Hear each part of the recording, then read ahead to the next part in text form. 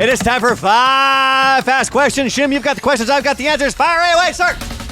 Number 1, what TV show did you quit watching and why? The Walking Dead, because it got boring. Number 2, what did you really learn in college? How hard to throw a Super Ball in the quad to get 2 bounces off the wall. Number 3, how can you tell someone isn't very intelligent? They're always right. Number 4, what song is stuck in your head right now? Check the Level by Dirty Heads. Number 5, what is your clumsiest injury? God, I've had a lot. I broke my toe while doing a handstand, falling into a recliner. That is 5 fast questions. I'm trying to do the math on how you... Okay. You broke your toe. So we'll start here. Like doing a handstand. All right. I was doing a handstand, so my feet are up in the air. Yeah. And I just did it for shits and giggles because I was bored. I was like 19.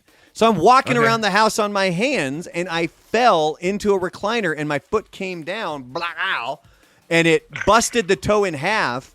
Went to the doctor, and it full on, it broke it in almost like an upside down V shape like this, like a chevron almost. And it was because when I looked down at my toe, I think it was the middle one, it was completely like wrapped over. What does your doctor like have that. to say about that? Don't do that again. I mean, we can't put a cast on it. It's a fucking toe. Yeah. So you said The Walking Dead. I've never watched The Walking Dead. I've heard, because I'm not really into the horror thing. But you said, a lot of people said it was an amazing show, and then did it get really bad towards the end? Well, okay, so I've heard it's gotten better. It was really slow early on. The thing that I always enjoyed about it is it was more about the relationships of the people, not the zombies. It's how are people going to act if some shit goes down and this actually happens? And then there was they had this really big story arc that was like one of the major moments in the comics where this dude just gets fucking blasted with a bat on the head. His eyeball pops out and shit. And they did that in the show. And then after that, I tried following the next season. And I was like, I can't. Like, there was a tiger, and somehow the tiger knew who to attack. Like, it was just weird, and it got Sounds boring. like Lost. Yeah, so I wasn't able to track The Walking Dead, and I called that scene too. So we would do on the morning show, we would do sort of predictions for major shows that we all watched together, like Game of Thrones. Yeah. We would do like a death pool. Who do you think is going to die this week on Game of Thrones? Same thing for Walking Dead. And I fucking called it, man. I said, so Negan was the guy with the bat, who he's the one that ends up fucking killing Glenn.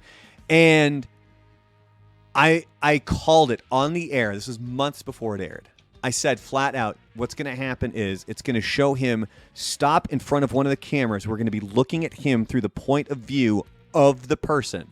He's going to slam the bat down, and you're going to see blood drip down the screen, and that's going to be the end of the season. And then they're going to pick it up, and we're going to find out who that happened to be when they pick up. Is that the what next happened? season. It's exactly what fucking happened. Is that because they did that frame in the comics? Did you see that from the or did you just? I knew that they weren't going to answer. They weren't going to answer that question that season. Who he actually kills? They weren't going to do that because this is going to be the question that needs to be asked all summer until it comes back in October. Right. So. Right. And I think one of the problems I'm thinking of American Horror Story now, where these shows would come out in October because they were kind of horror themed. And then they would take a break over the holidays and then come back, and it's like I'm not vibing on this anymore. It's like springtime, you know. I don't want ghosts and goblins and shit. Yeah, so, but that was Walking Dead. So you're going back to what did you really learn in college? I love it. It was basically nothing. No, God. So this was when I was in community college in radio broadcasting school, and there was this kind of quad area outside the radio station, and we had this big window where we could kind of see everybody as they walk by between classes. And I don't even know how we ended up doing this, but myself and like 4 friends had a Super Bowl. And we were just seeing if we could get it to bounce off that wall and that wall in one throw. Wait a minute. Is a Super Bowl the small ones that are really rubbery, that are firm rubber, that just bounce super high? Okay. Yeah. And it's just, and we were just trying to see if we could get it to bounce off that wall and that wall in one throw.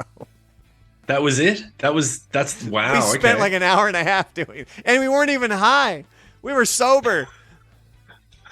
All right, and the other one was, how can you tell someone isn't very intelligent? What was your answer again? They're always right. Like, the inability to admit you're wrong is the biggest sign of stupidity to me. Everybody's wrong. Everybody is wrong. My favorite one is always when someone says, I'm just the kind of person who, and then whatever they say afterwards. Yeah. If you ask them, if you were to ask them, are you the kind of person who does A or B? Then you can say, no, I'm probably the kind of person that does A. But if they just volunteer the information, like, just so you know, I'm the kind of person who blah, blah, blah. I'm like, well, I always go back to that Shakespearean, methinks you protest too much. I always go to that one. I'm like, do you really need to tell everyone what kind of person you are? Shouldn't people know by now? Anyway, what song is stuck in your head right now? You said. Oh man, it's Dirty Heads. Check the level. Check the level, cause something's coming over me. Check the level, cause something's coming over me. It's such a good fucking song, man.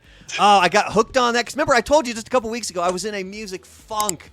Like there was nothing grabbing me, and I was on. So this is what's great about Spotify.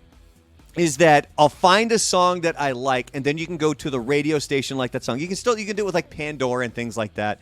But what I like about Spotify is you can actually flip through and pick certain songs and whatever you want to do. So I don't even remember how I landed on it. I think it might have just been on another playlist.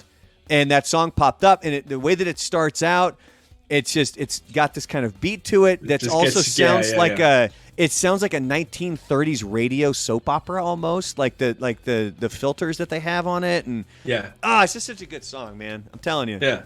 Go listen Is that to new? Dirty Heads. I don't think so. I think it's old. I don't think so. Okay. Excellent. Beautiful. Let me double check here before. Yeah, 2008 was when that came out. So go listen to Dirty Heads, man.